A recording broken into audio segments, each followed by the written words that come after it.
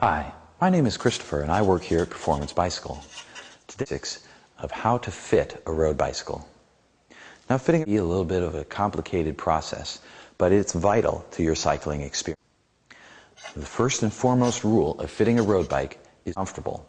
It doesn't matter if you've been set up by the local bike, use the latest Ergo Accu BioFit system. If you're not comfortable, you have a problem. Now, the fit should start with a bit of a personal assessment. What are you planning on doing?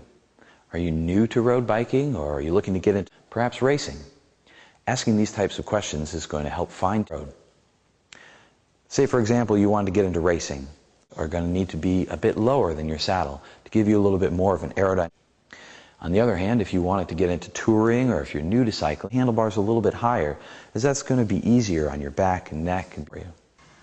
To start the fitting process, you're going to need a train and a plumb bob like this one.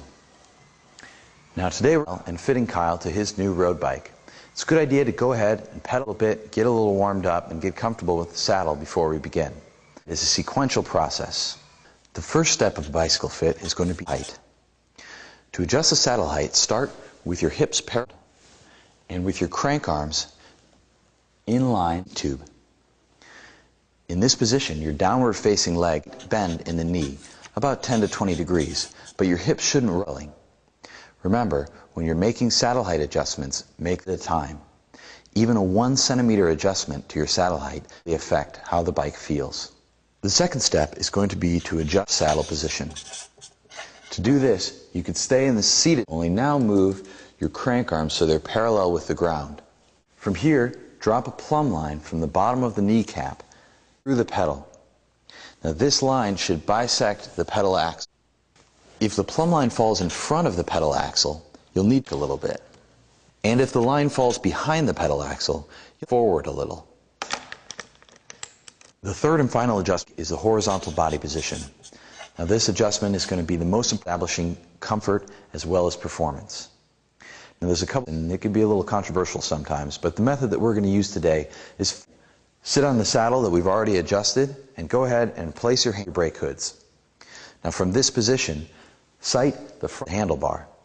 The handlebar should obscure the front hub. As in front of the hub, you're going to need it easier on your back and neck. Now always remember, as you're doing slightly shorter stem, if the handlebar, you may need a slightly longer stem. This should put your back 5-degree angle. Now some racers may like it a little bit steeper for a little better aerodynamics, while some touring cyclists, if you're new to cycling, it's a good idea to have that angle be a little bit more. That the most important thing to consider when you're fitting your bicycle. Here are a few additional things to take into consideration when fitting your road bicycle. First is going to be handlebar width. Now, as a general, bar should be about as wide as your shoulders, sighting a line up from your armpits. Some cyclists will prefer a slightly wider handlebar to open up the diaphragm, while other cyclists will prefer a narrower handlebar to give them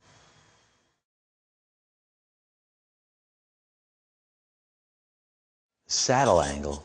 Now, adjusting your cleats properly is as important as fitting your bicycle. To adjust your cleats, find the ball of your foot. The center of the cleat should be directly under the center of the ball. This will give you the most power to the pedal. This guide aims to get you to a good starting place. Every bike ride is different. With this in mind, use this as a baseline, and then it's necessary from there. If your stem ends up being 2 centimeters amended by this system, but it's more comfortable to you that way, then go with it.